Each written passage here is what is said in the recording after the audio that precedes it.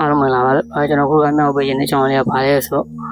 မိတ်ဆွေတို့အတွက်ကျွန်တော်တွေ့ခေါ်စဉ်းစားဖို့အတွက်တွေးစားလေးစားရသေးဖို့အတွက်ယူရပြီးတော့ကျွန်တော်မြောက်ပေးခြင်းဖြစ်ပါတယ်လို့အခုမြောက်မဲ့ကျွန်တော်ဗာလဲဆိုမိတ်ဆွေ$1 millionချမ်းသာခြင်းလို့ရှိရင်ဒီ$1 millionတင်ကြီးပတ်တန်ကိုကျွန်တော်မြောက်ပေးခြင်းပါတယ်လို့ဗာလဲဆိုမိတ်ဆွေက$1 millionချမ်းသာခြင်းလို့ရှိရင်ကျွန်တော်မြန်မာပြည်မှာဗျာမြန်မာပြည်မှာကျွန်တော်လူကြီးတန်း50ကျော်ရှိတယ်လူကြီးတန်း50ကျော်ထဲမှာမိတ်ဆွေလူကြီးတန်း50လုံးကိုရောင်းစရာမလိုဘူးလူကြီးတက်တန်းလောက်ကိုပဲအယောက်တက်တန်းလောက်ကိုပဲမိတ်ဆွေ$1တိုင်းပစ္စည်းရောင်းလို့ရှိရင်လေမိတ်ဆွေမီလီယံနာဖြစ်နိုင်တယ်မိတ်ဆွေကလူကြီးအယောက်တက်တန်းလောက်မရှာနိုင်ဘူးလူအယောက်တက်သိန်းလောက်ပဲရှာနိုင်တယ်ဆိုလို့ရှိရင်လေလူအယောက်တက်သိန်းကိုကျွန်တော်က$10တိုင်းပစ္စည်းရောင်းလို့ရှိရင်လေမိတ်ဆွေကမီလီယံနာဖြစ်နိုင်ပါတယ်မိတ်ဆွေလူမှလူအယောက်တက်သိန်းလည်းမရှာနိုင်ဘူးမှလူအယောက်$1000ကိုပဲရှာနိုင်တယ်ဆိုလို့ရှိရင်လေမိတ်ဆွေကလူအယောက်$1000ကိုကျွန်တော်$100တိုင်းပစ္စည်းကိုရောင်းလို့ရှိရင်လေမိတ်ဆွေကမီလီယံနာဖြစ်နိုင်ပါတယ်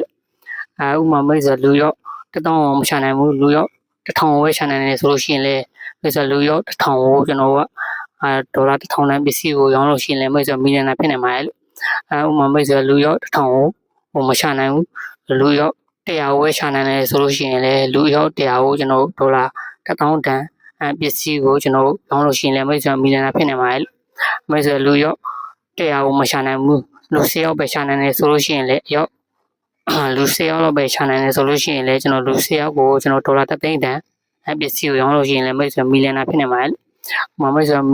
လူ10ယောက်ကိုမရှာနိုင်ဘူးလူရောက်1ယောက်လောက်ပဲရှာနိုင်တယ်ဆိုလို့ရှိရင်လေအဲ့က1ယောက်ကိုကျွန်တော်$1 millionတန်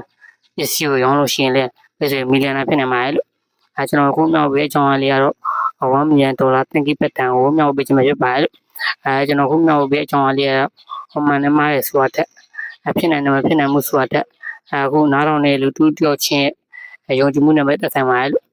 နားထောင်လူတူတယောက်ချင်းတူတယောက်ချင်းက